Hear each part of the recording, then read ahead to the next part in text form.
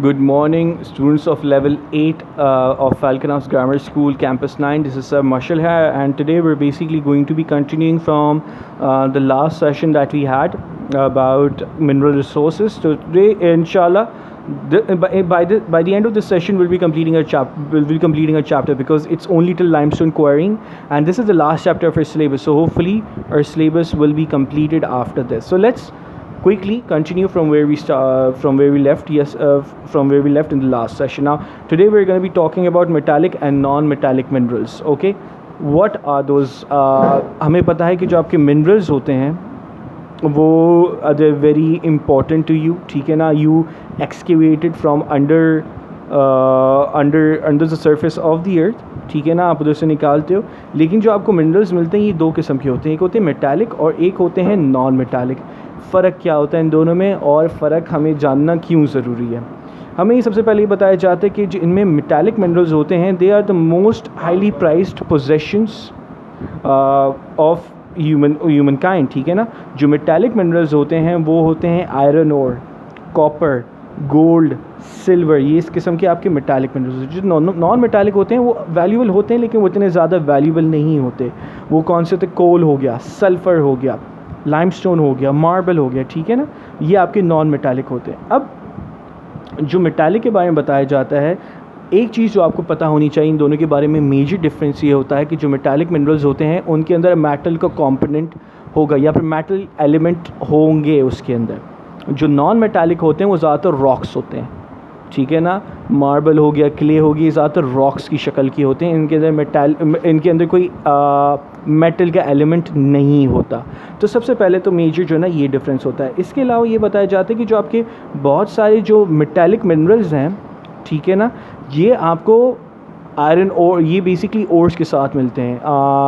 Ores क्या होते हैं? बेसिकली एक कोई मेटल मिलता है जैसे आयरन ओर है, आयरन के साथ एक और जुड़ा हुआ होता है जो बेसिकली यूज़लेस होता है, जो आप हीट के ज़रिए या फिर क्रशिंग के ज़रिए इस ओर को दूर करते हो और फिर जो आपके पास मेटल बचता है उसको आप यूटिलाइज़ करते हो अपनी जो भी नीड होती है. बहुत सारे ऐसे आपके पास मेटालिक मिनरल्स होते हैं जैसे गोल्ड हो गया, कॉपर हो गया, वो आपको प्योर फॉर्म में मिलेंगे. उनके साथ कोई और नहीं जुड़ा हुआ, तो प्योर फॉर्म होता है, वो आप फिर अपने हिसाब से यूज़ कर सकते हो. But they are many metallic minerals जो आपको ओर्स के साथ मिलते हैं, ठीक है ना, जिसकी कोई हैसियत नहीं होती, जिसको बेसिकली आपको अलग करना पड़ता है, ठीक है. जो इसके अलावा बताया जाता है मेटालिक मिनरल्स के हवाले से कि आपको बहुत ज़्यादा minerals, not just metallic minerals but minerals जो बहुत मेटालिक नॉन मेटालिक होते हैं ज़मीन के नीचे तो आपको मिलते हैं. इसके साथ साथ आपको जो है वो सी वाटर के अंदर भी मिल सकते हैं. पानी के अंदर जो है ना आपको ये मिनरल्स भी मिल सकते हैं. इधर भी एक अच्छी खासी एक्सकेवेशन की जाती है, इधर से एक्सट्रैक्ट किया जाता है इनको, ठीक है ना. Apart from this, when we look at the other page, what we are basically told के बताई जाती हैं किसमें, जो आपको मैं पहले बता चुका हूँ मेटालिक और नॉन मेटालिक के हवाले से ना. एक मेजर डिफरेंस मैंने आपको बताई थी कि एक के अंदर जो है ना फ़र्क ये होता है कि बेसिकली आपको मेटल का एलिमेंट मिलता है मेटालिक में और नॉन मेटालिक में आपको कोई ऐसा मेटल का एलिमेंट नहीं मिलता. इसके अलावा भी मेजर डिफरेंसेस है जो आपको दोनों में मिल सकते हैं. वो क्या है कि वेल जो मेटालिक मिनरल्स होते हैं ये इकनॉमिकली ज़्यादा वैल्यूबल होते हैं. नॉन मेटालिक होते हैं वो except oil, coal and natural gas वो इतने ज़्यादा वैल्यूबल नहीं होते. मेटालिक मिनरल्स के बारे में ये भी बताया जाता है कि generally hard, tough, shiny.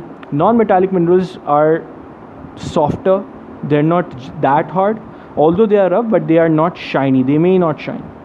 Metallic minerals के बारे में ये बताया जाता है they can change shape without breaking. आप इनको जो है ना शेप जो है इनकी चेंज कर सकते हैं इनको तोड़े बगैर. जबकि जो नॉन मेटालिक होते हैं उनको अगर आप उनकी शेप चेंज करना चाहें तो आप उनको तोड़ देंगे, क्योंकि रॉक्स होते हैं. आप रॉक की अगर शेप चेंज करने की कोशिश करेंगी तो आप इनको तोड़ देंगे. मेटालिक मिनरल्स के बारे में ये भी बताया जाता है कि आप स्ट्रेच भी कर सकते हो, कंप्रेस भी कर सकते हो, लेकिन नॉन मेटालिक मिनरल्स के साथ आप ऐसा कुछ नहीं कर सकते. ये भी बताया जाता है कि मेटालिक मिनरल्स गुड कंडक्टर्स होते हैं of thermal and electricity.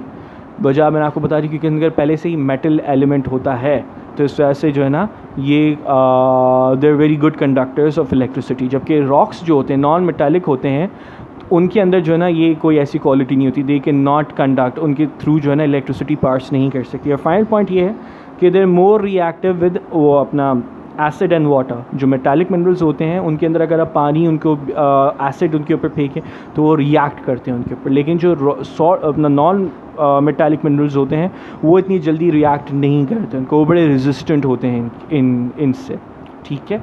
So these are the major differences between minerals, between metallic and non-metallic minerals, and this is it. We're basically done with the chapter. There wasn't much in it. ठीक है ना? I hope you have understood each and everything that I've told you. Even then, if you have any questions and concerns, you can always get back to me. I'll be more than happy to assist you. All right? Take care, everyone. Allah Hafiz.